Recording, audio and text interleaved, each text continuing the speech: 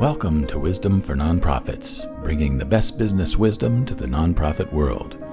Proven leaders share their experience, insights, and best practices. Finally, a podcast for the busy nonprofit professional. And now, your trusted advisor, Betina Meyer PFLUG.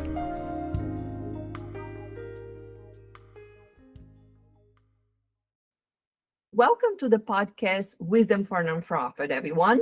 Today, we have the pleasure of speaking with Rebecca Rodriguez. She is a principal consultant for The Philanthropist and the author of an amazing book for nonprofit startups. The name of the book is the Nonprofit Workbook, Tips and Best Practice for Startups Serving the Greater Common Good. So Rebecca brings with her wealth of experience a lot to the nonprofit sector. She worked with several organizations such as GA, Worldwide, Goodwill, and Biblica. Her areas of expertise include organizational and program development, grant administration, and sustainability.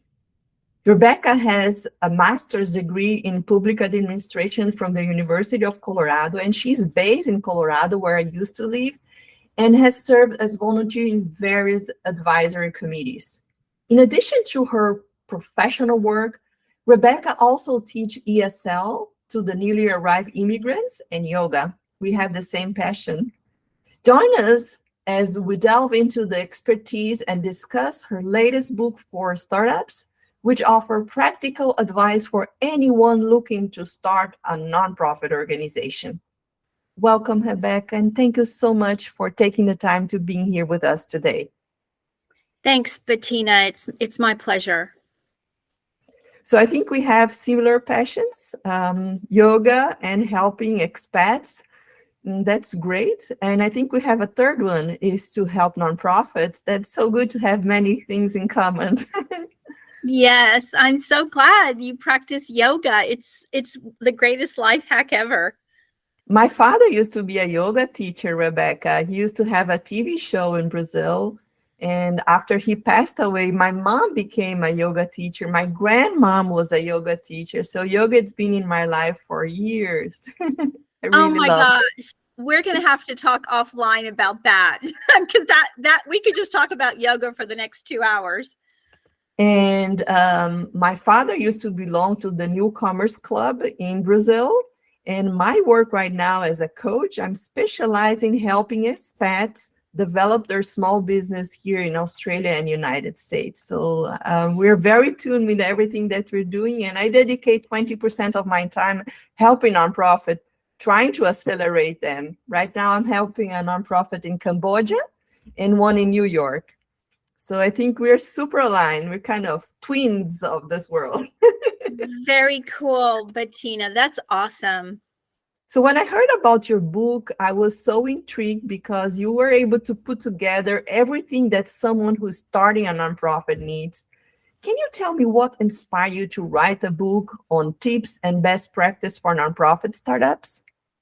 Of course. So it's been a couple of years, but I had a string of business that involved founders of startup nonprofits and people just interested in starting their nonprofit.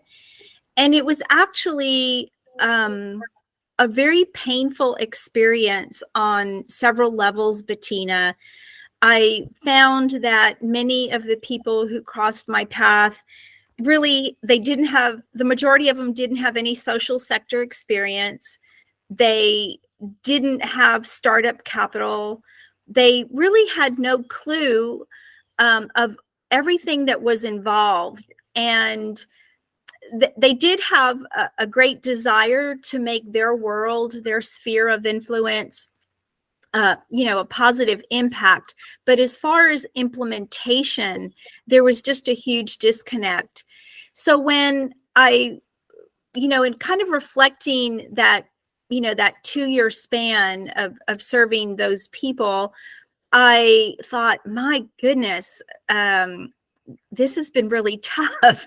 And I kind of just looked out there in the field, and a lot of the books on the market deal with either the legal capacity of starting a nonprofit or the tax implications, very, very legal and tax related.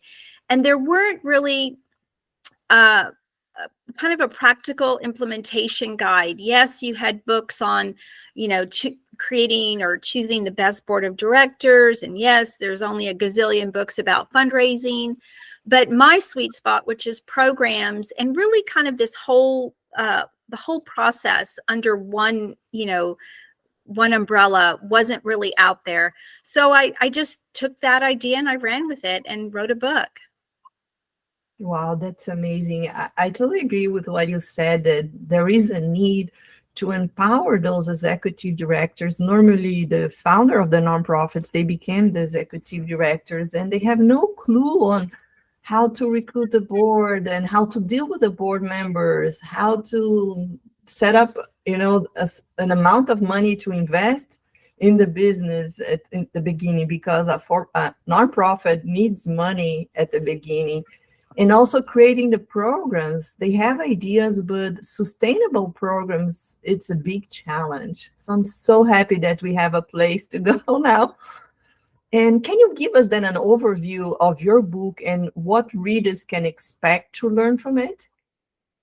Yes, absolutely. So in my book, it's 3 different parts. The first part, I really explained the history of how 501c and charitable organizations came to be here in the United States. And I go through all the different business entities because the reality is 501c3, depending on your business model, which basically translates into how you're going to generate revenue, doesn't necessarily make sense for every single concept or idea. So I go a lot into the business plan, which every founder of any business really should go through the steps of creating a business plan. I tell them about alternatives. I ask them to do an environmental scan in their community, which they plan to serve. And if they still, that's pretty much section 1. And if they still are, set on the path of a 501c3, then the second part goes into great detail, from using volunteers to, creating a form of governance, which we have to do to comply with IRS laws, and just how that process works. So really the reader will be challenged as it relates to the business model, which again is how to generate revenue. And then all the practical steps, from registering at the state level to registering at the federal level, to forming a board, to, creating a budget, using volunteers if they're going to do volunteers. And there's a lot of emphasis on program design, which is my favorite part of helping nonprofits work through. So it's pretty overall. It's a good combination of high-level overview and very practical. That's awesome. And you mentioned that you talk a lot about how to create a nonprofit in the United States. This question wasn't planned, but I would like to ask you, do you think an international nonprofit can benefit from the chapter where you explain how to develop a program and how to create a business plan? Absolutely. Actually, one of my clients that I have now, they're based in Europe, and they actually have they're in a few countries in Europe, and then they have a presence in Africa. So yes, because one of the main reasons is, well, the business plan and program design and even volunteers and fundraising, they can benefit from that. But also, too, if they want to tap into fundraising dollars or philanthropic dollars in the USA market, which here in the United States, I believe Giving USA has the statistic that from 2022 or 2021, $485 billion we're donated from this country. So yeah, I do think an international organization that's based outside of the US can absolutely benefit from that, because they may want to tap into those US dollars, and there's a process on how to go about that. Great. Thank you so much. We do have listeners from all over the world, Brazil, and also Australia, now that I'm here.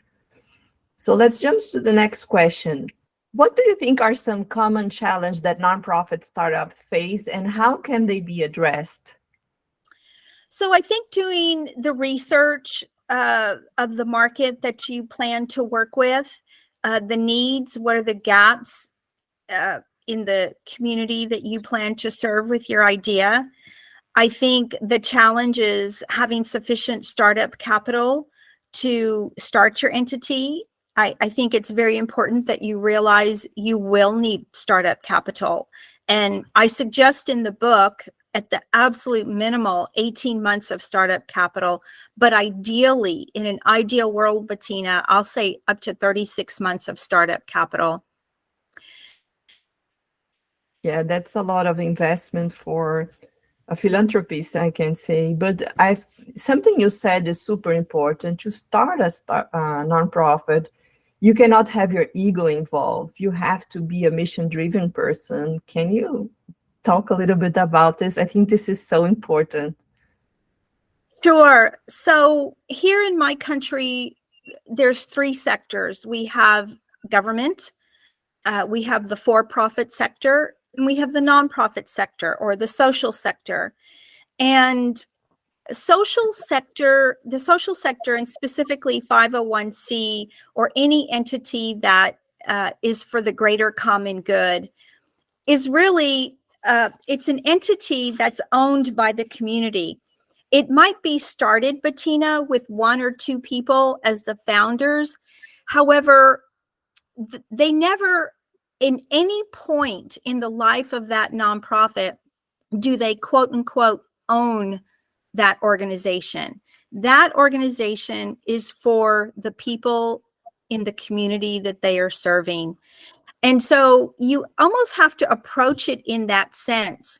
So if you're starting this because it's all about you and you have to prove something, or you want those accolades to have your name on the building or whatever, I would really question your why, and make sure that this is not about you, that you really want to make positive impact in the community that you're serving. Yeah, I totally agree. They have to be open-minded for that. And at the beginning of your book, you go deeply on what are the options they have when they decided to open a nonprofit. What I recommend my clients when I help nonprofits is to do a big research if the idea that you have, it's not being delivered by someone else in a similar way. Maybe joining this nonprofit, it's already doing, and increase their force, their ideas. And instead of starting a brand new nonprofit that requires so much work, why not joining forces? So I like that at the beginning of your book, you really work on clarifying what are the options they have. And this is such an important part of it. Yes, absolutely. Duplication of services here in the United States, it's a problem. So go for innovation. If there's several organizations that are food banks, within a 20-mile radius, and you want to provide food to the hungry, really see how, as Betina just said, you can partner or collaborate or maybe expand their efforts. Yes, I agree. Don't duplicate efforts. Be innovative in what you're providing to the community. Yeah, for sure. And what is the importance of having a strong mission statement for a nonprofit startup? For any business, I think a mission statement along with their value statement is definitely a North Star.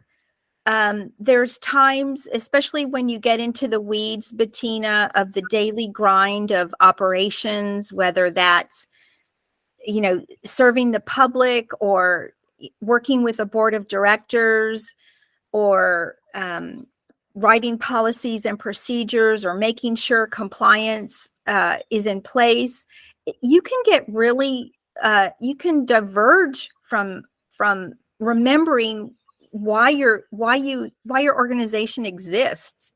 And so, of course, a mission statement is important for any entity, but I think because nonprofits start up not as capitalized as they should, it's really easy to get discouraged, and that mission statement serves as that daily reminder why you're doing this work.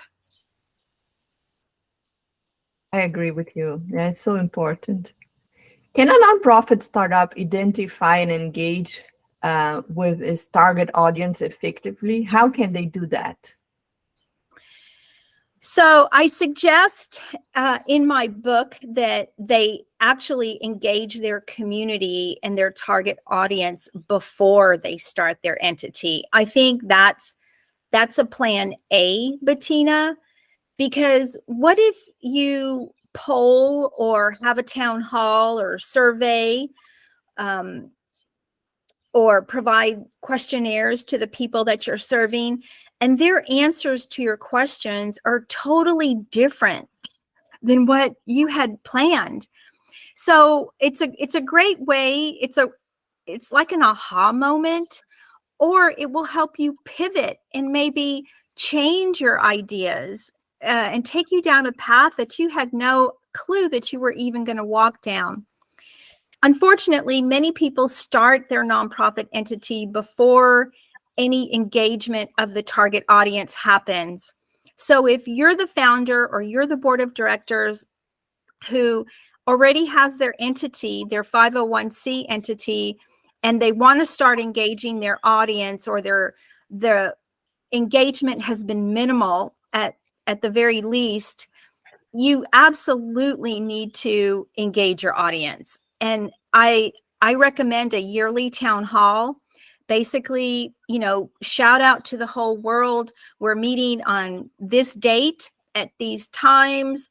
Come here and come learn about what we're doing. We need your input. Running ads in the newspaper, inviting people to get plugged in.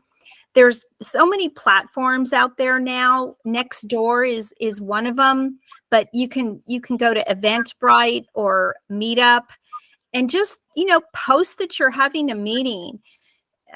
So if you're targeting a specific population, you can get some data through census.gov or hire a company that specializes in identifying target groups.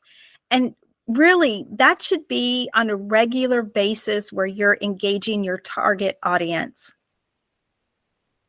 Yeah, I agree with you. It's so important. And local libraries, they normally have a nonprofit librarian. And in Colorado, for example, the nonprofit librarian has access to different databases that they can share about your audience. They have also information that you can use for your research at the beginning. So I encourage you to go to the library and talk to the nonprofit librarian in your area if you want to identify more information about your audience as well, to target them later. And events is a great idea. Thanks for sharing. That's a great idea. The other thing, Betina, before we go on, some cities, not all cities, but if you have a United Way that has a big presence in your area, some of the United Ways have a 211 number. It's kind of like 911 or 411, but the United Ways have kind of singled out 211. And you can call and say, I'd like to know in my particular region if there's any organizations that provide affordable housing or provide a shelter for victims of domestic violence, or if they have an after-school program for people, in this part of my region. And if that 211 number exists in your community, that resource will be able to tell you, oh yes, there's 3 organizations or 20 organizations that provide affordable housing, or there's 8 organizations or 80 organizations that provide after-school programs. So again, if your United Way has a strong presence in your community, see if they have a 211 resource for you, and you can find out how many organizations are focused in on a particular need. Yeah, that's a great idea. United Way has a big presence here in Colorado, and they do an awesome work sharing services among nonprofits. So they do have the knowledge of who is operating in the area. So that's a good tip. Thank you so much for sharing. Of course.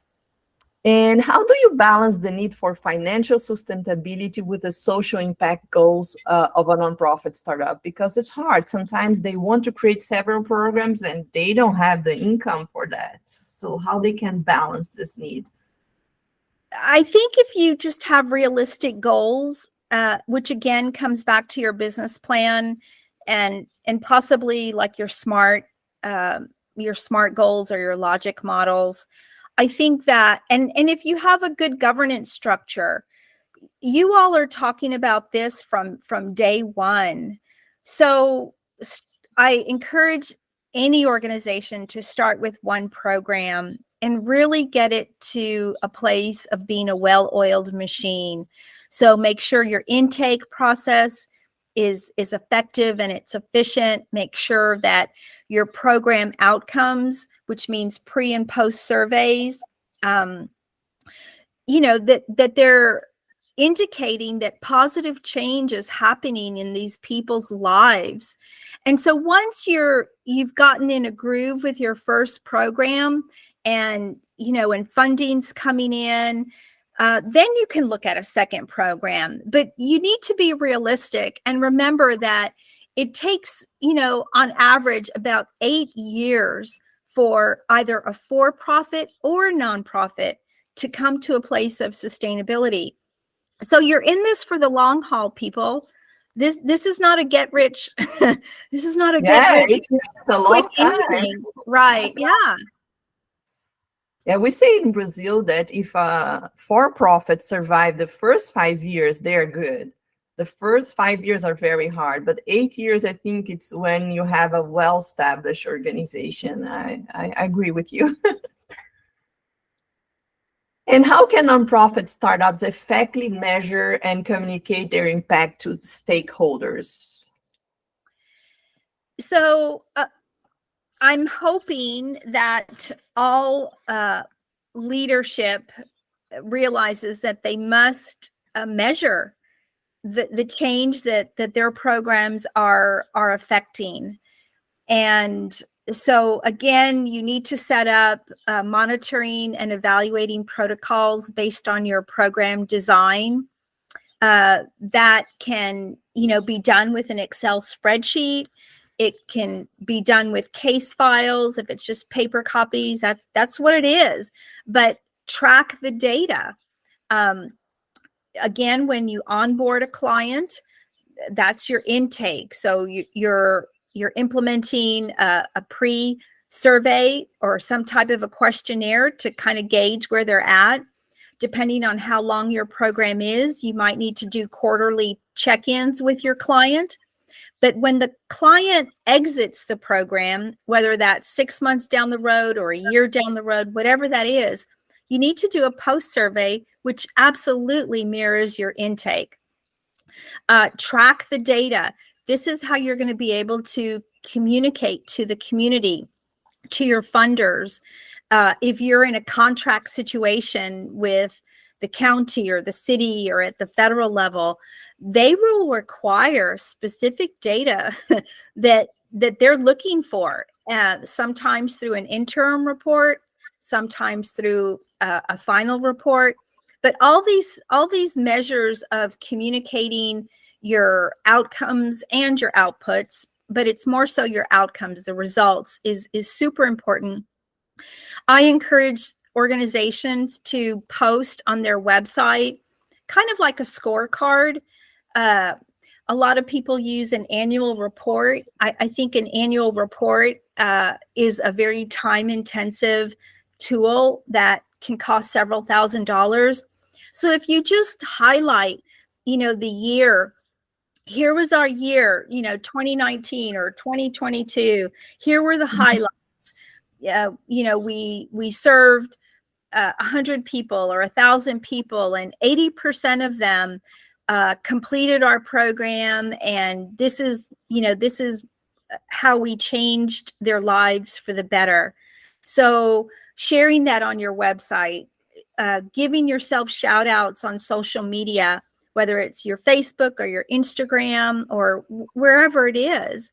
And of course, in your annual appeal, which most organizations do at the end of the year, I think that's a great way with your annual appeal letter to, have a year in review. This is what we accomplished. These were our goals. Maybe we didn't hit all of them, but we hit 89% of them or whatever that is. So I think that it should be in a written format. I think if you have bigger donors where, their gifts are substantial or their gifts are on a monthly basis, I absolutely think picking up the phone and making a 3 to 5 minute phone call just to thank them and to share your successes is such a it's just a great investment on every single level.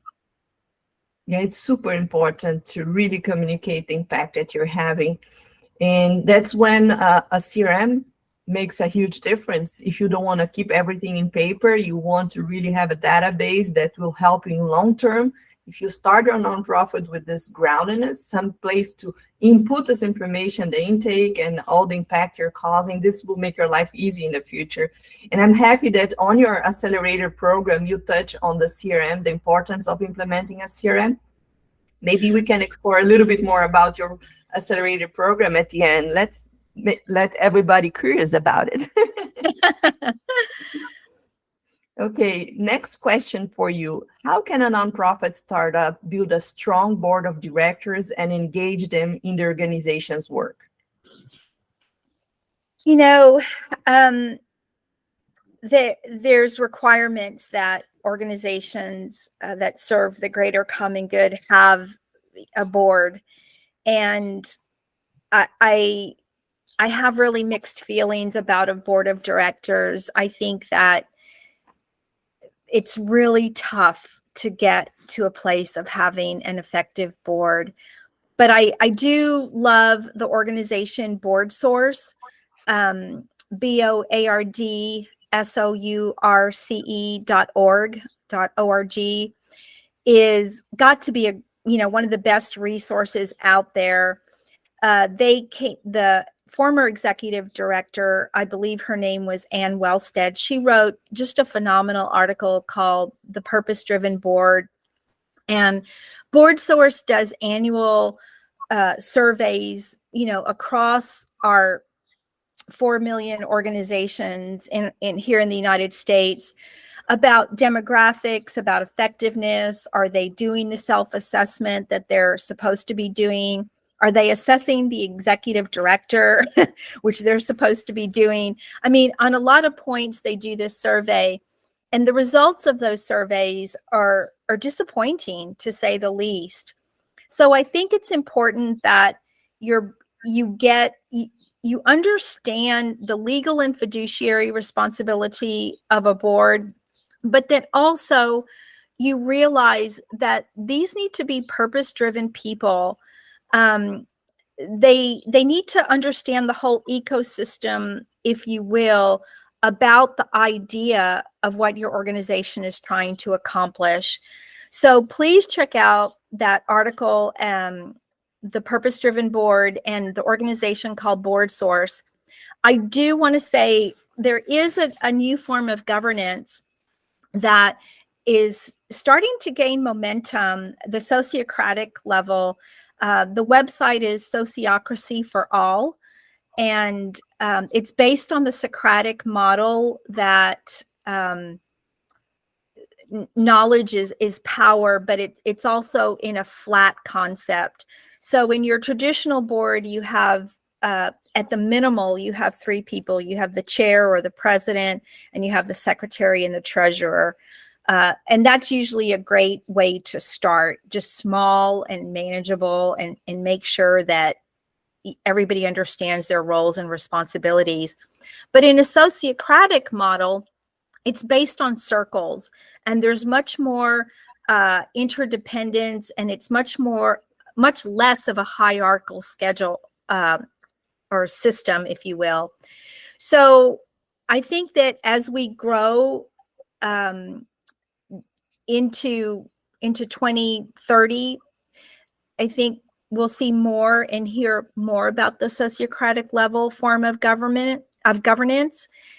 So I hope that helps, Betina. Those are my 2 cents on a strong board of directors. Yeah, thank you. Thank you so much.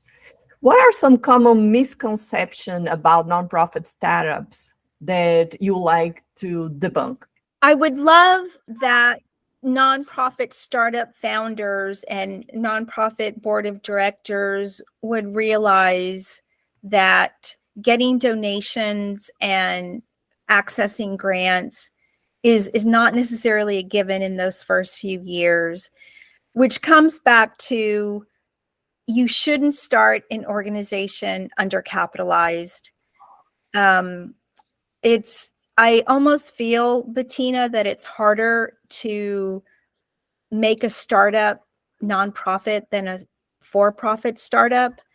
I just think it's a lot more challenging. And that's partly due to the role of the board of directors. I think that complicates things a little bit. Yeah, you have to have an investment initially. Yeah, makes everyone's life easier. If not, it's gonna be so stressful. You have the client who has the need and you don't have a way to provide what you want.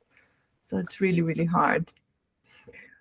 What are some initiative approaches that nonprofit startups can take to address social challenges? I think that technology is,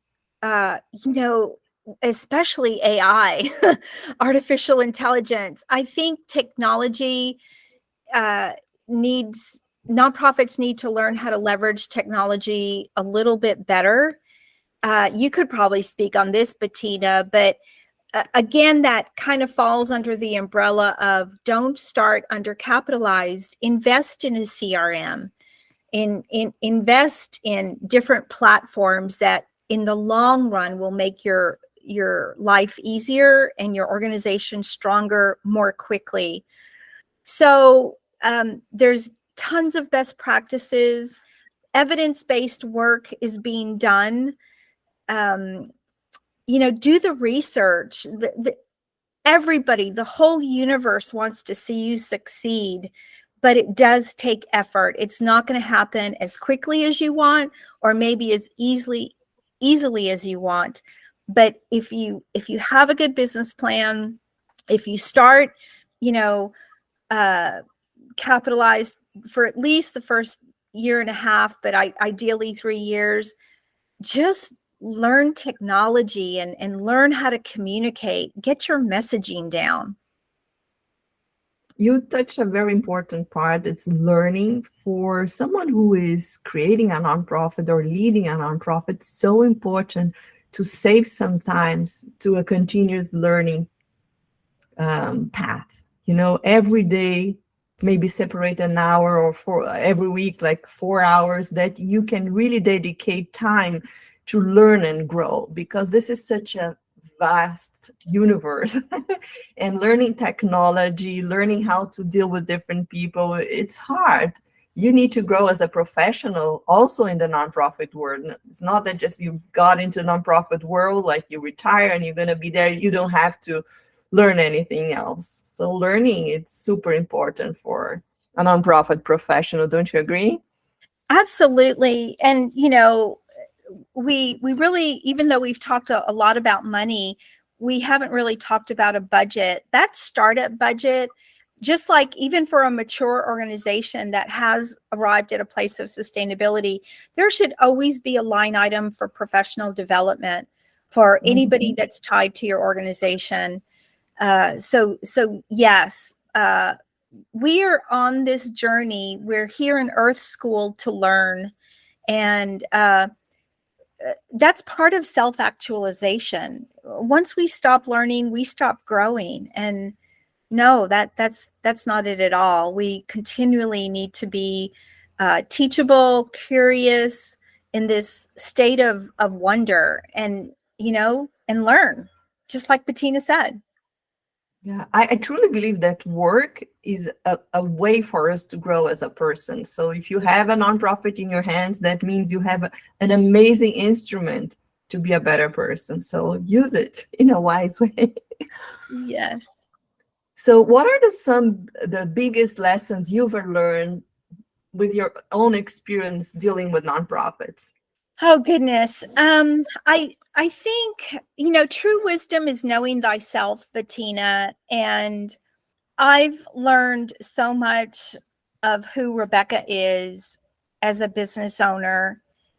And just being able to reflect on the amazing opportunities I've had in the social sector to bring me to the place that I'm at, and where I flow and where I don't. So my journey in life has been just this beautiful unfolding, some of it painful, I'll admit, but it's always worked out for my good. And that's really my message for the clients I choose to work with. My ideal client is someone, that you've just like touched on, someone who's teachable, someone who is willing to learn and grow. And so it's knowing who I am best connected to serve, because I want it to be a win-win situation whenever I'm with a client. Absolutely. If I have someone who's willing to learn and they want to be the best that they can be and help their community make positive change and create wonderful tipping points, I thrive in that kind of an environment. And I guarantee that they will thrive as well. And that's what it's all about. Mm-hmm.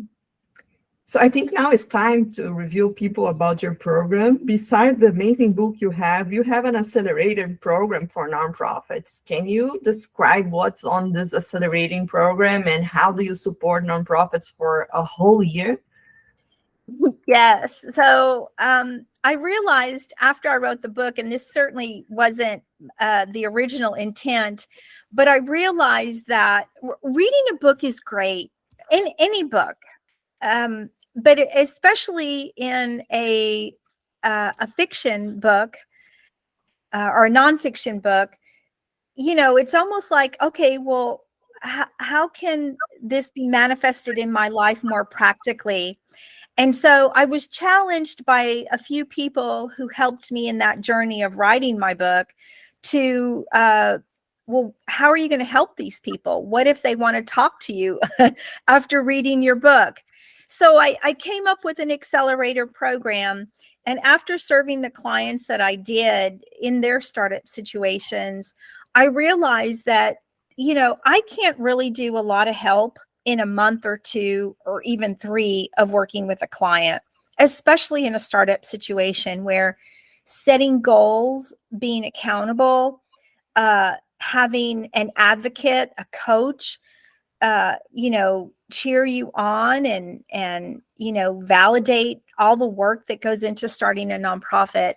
So it covers a lot of ground. The business plan is a key component of my book, and it's also a very key component of my accelerator program. I will operationalize your business plan over a 12-month period, and we'll negotiate what outcomes you want to determine at the end of that year or after 18 months. We absolutely go into the governance structure. I specifically teach on purpose-driven board of directors and sociocracy. Actually, one of the clients I'm working with now will be doing a hybrid version of both, which that was his idea, and I absolutely love it. My sweet spot is program design and development. if I did nothing but logic models and protocols for monitoring and evaluation, I'd be the happiest consultant in the whole wide world. So we do a deep dive on program design and setting up protocols on how to monitor the effectiveness of your program. Of course, I work on accessing capital. I've partnered with a consultant on this aspect, but we talk about all the gazillion ways to raise money or to access capital. And the reality is, and just for the record, and Betina, don't laugh, but the money pie for the social sector or for nonprofits is not limited. It is absolutely infinite. And there is so much money out there to solve any social injustice, any lack, any problem. There's no limits on money. We do build a website. We go over infrastructure like policies and procedures. And all throughout that, just as we started talking about yoga at the beginning of our time together, I do hold self-care and wellness as a big part of living life to the fullest. And if you're going to invest your time and energy and your treasure into creating a nonprofit, I absolutely need you to take excellent care of yourself. I need you in your tip-top form, mentally, spiritually, physically, in every single way, to be the best that you can be, so you can inspire others to be the best that they can be. Yes, I love your program. I told you I'm going to fundraise a lot. I'm going to make a lot of money as a coach, and I'm going to celebrate a lot of nonprofits with you for sure. I love your program. I think it's the perfect timing a year to really get an executive director on top of their business. You know, I know it's a nonprofit business, but it needs to be seen as a business. It needs initial investment in a program like that to accelerate your nonprofit is essential, not only for that, but for the first 3 years, as you recommended. Yes. So you have something special for our listeners. I know that you're gonna give them a gift. So can you tell them what is? If they purchase your book, what are you gonna give them? Yeah, so my book is available on Amazon.com. I believe in the show notes, Betina will post a link on how to access that.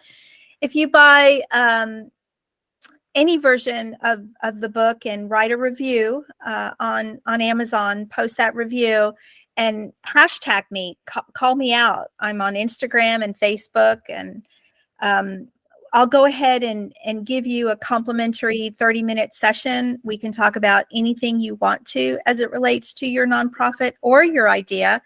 And that offer will be good through the end of this year, 2023. Perfect. Thank you so much, Rebecca. I really admire your work, admire the beautiful heart you have behind all the things that you deliver for nonprofits. Thank you for sharing your knowledge on this book. This will be an eternal content available for nonprofits. And I hope that many nonprofits will contact you to be part of your accelerator program. Thank you so much. Thank you, Betina. Blessings.